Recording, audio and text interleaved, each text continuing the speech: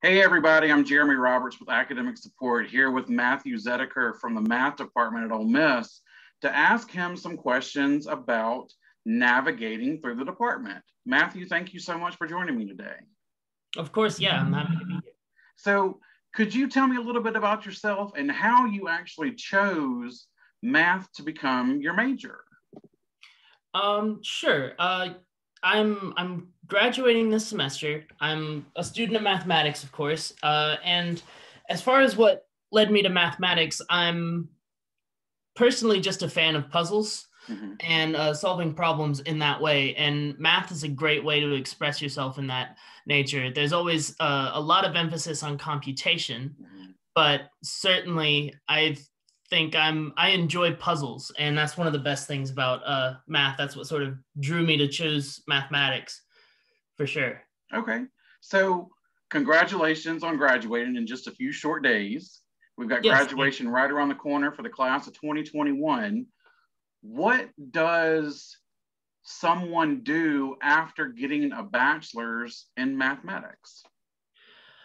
That's a good question, because there's quite a few things you can do. There's obviously one of the big things you can do is academia, which often I think a lot of people who study mathematics want to do just because of the pure beauty that mathematics is so attractive with. So you can go the academic route. You can also become a teacher, which is really important now. That's actually something I'm planning on doing for at least a little while. Yeah. Teaching middle school and high school mathematics. It's incredibly valuable because, like I said, everybody kind of has this idea of what math is this really dry topic. But the truth is, it's really beautiful, and there's a lot of beautiful aspects of it. Then there's applied routes you can go. There's industry. You can do some research in industry and applied math. The math is very interdisciplinary. It's another really attractive thing about it. So you can study physics. There's no reason you couldn't study math if you're studying physics or computer science. In fact, I think it would make you better at those things too. But that's a way you can go with it. And there's actuarial science, which is always great. Some people really like that. It's fast paced, kind of challenging. You have to like finance, but it does involve a great deal of that problem solving that people who go into mathematics enjoy. Okay. So let's talk about resources. You want to become a teacher, or you're going to go into teaching for a little bit. Well, one thing that students need, particularly with math, are to know what kind of resources are available. So for the math department here on campus, what do we have? There are resources as far as contacts in the department that I would recommend. There are people who work in the department up on the third floor, actually, who can give a lot of additional resources, because it also depends on what you're doing. Because like I said, there's so many ways you can go with mathematics. There are some very friendly people up there. Dr. Shepherdson is one person. Dr. Harville is another. They're both really helpful. The woman who sits at the desk is also nice. And there are actually some printouts. You can also look for ideas for careers. One I forgot to mention was cryptography, which is a huge thing for mathematics, especially if you like pure math, because it's like applied pure math. But there's a lot of resources up there in the department office. There's, an explanation of some careers, and there's also a club called Pi Mu Epsilon, which if you're enjoying math and you feel really confident in your skills, you can join that. And often, I think every semester there's been at least one talk about career options and some notion of ideas of what to get into. And it's always great to talk to your professors too, especially if you're really interested in a class, and they can give you some ideas of how rich the field, that particular subfield is that you're interested in. So those are some good ways I think you can get more information. Okay. And just so people know, the math department is located in Hume Hall here on campus, basically right in the middle of the circle next to Shoemaker, and in between basically biology and engineering, you've got math. So what other things would you tell students who are looking for help with any math class? There are tutoring resources available. A lot Okay. of that emphasizes the first three or four calculus classes, the 2-year calculus sequence everybody has to do. And sometimes it's a little difficult sometimes to ask professors because it's sometimes kind of scary when you don't know something to talk to professors. I highly encourage talking to professors as a great way to learn more. Asking a lot of questions is really probably the best way. I think one of the most important things in getting help with mathematics is to not be afraid of being wrong about it. So asking all the dumb questions in class is perfectly fine, and I think professors appreciate answering those. So talking to your professors is probably the best way, and there are a lot of study resources in Hume. There is a tutoring. It's kind of complicated right now because of COVID, but there are tutoring resources in the library. And actually, I was a tutor for a period of time, so there are a lot of private tutors on campus too. You can do that help with that sort of thing. Meeting in the library too. There's a lot of resources out there, and for sure that would be a couple I would recommend. Tutoring. Okay.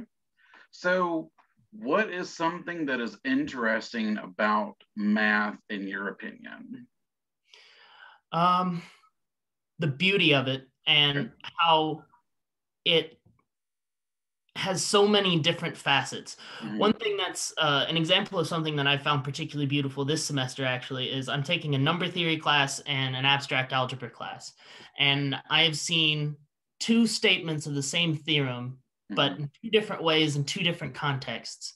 So there's this strange beauty in mathematics for being able to abstract things and allow you some really powerful tools to play these games with numbers, because I think it's really fascinating to me that math is entirely invented. It's a game for people to play, and then you can apply strategies. It's like if you learn chess, maybe you're a general, you can still use some tactics for playing that sort of game, or you can just play chess for the fun of it.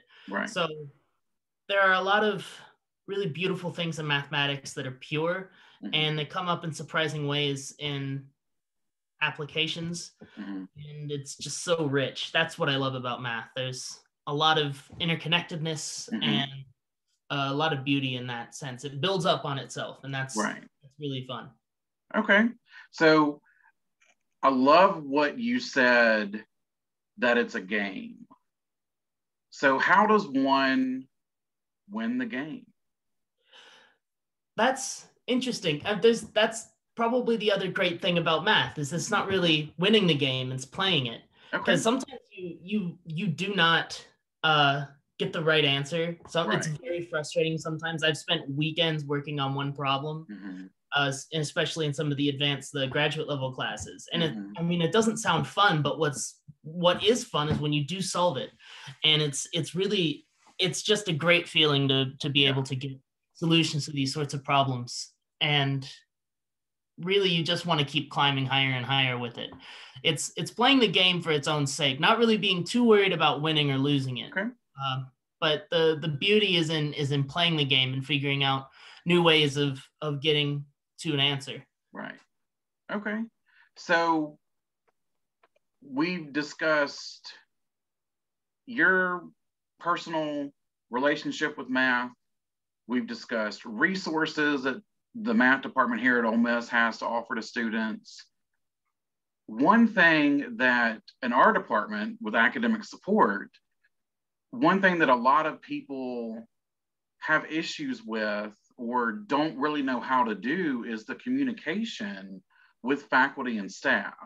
So just like with any department on campus, you've got to be able to communicate with your faculty and staff.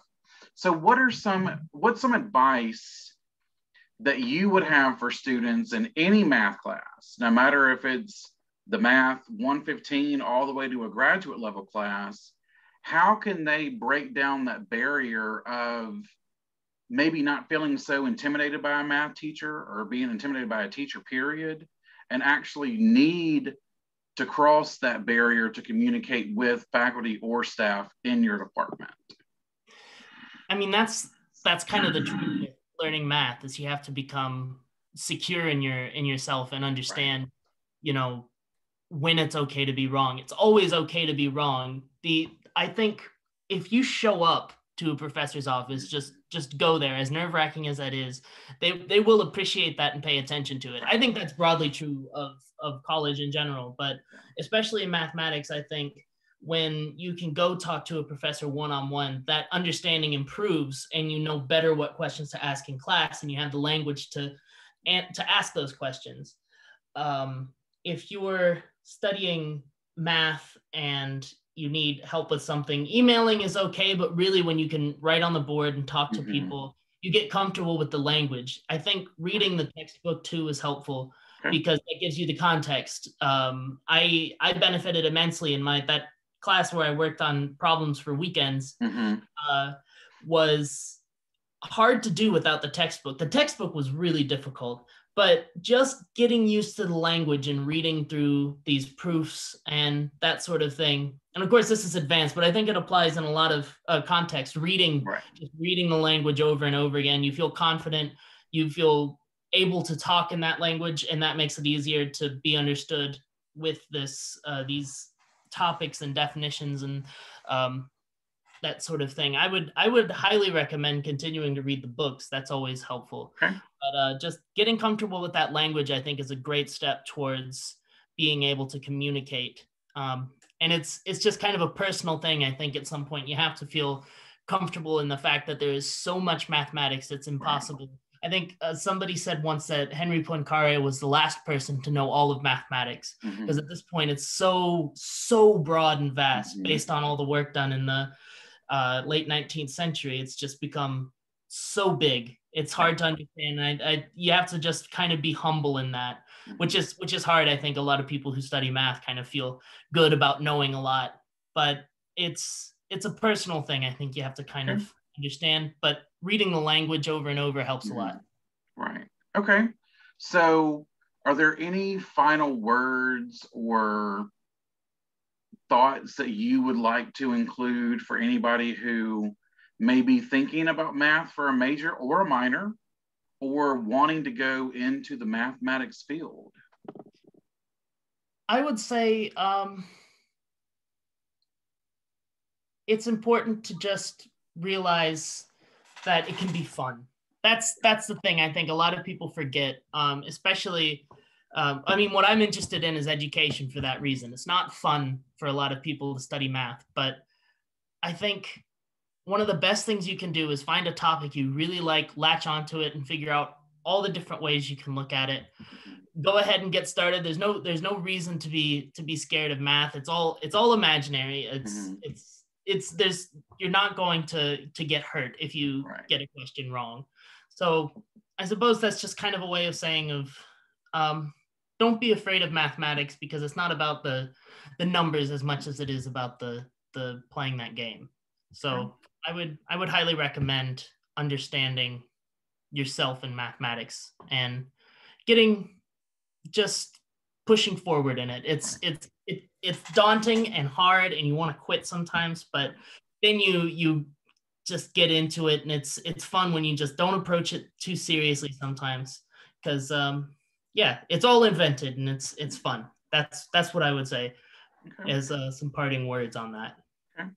Well, Matthew, thank you so much for joining me today to talk about the math department and to give an insider just glimpse of what students, if they decide to take up mathematics as a major or just to learn more about the department as a whole.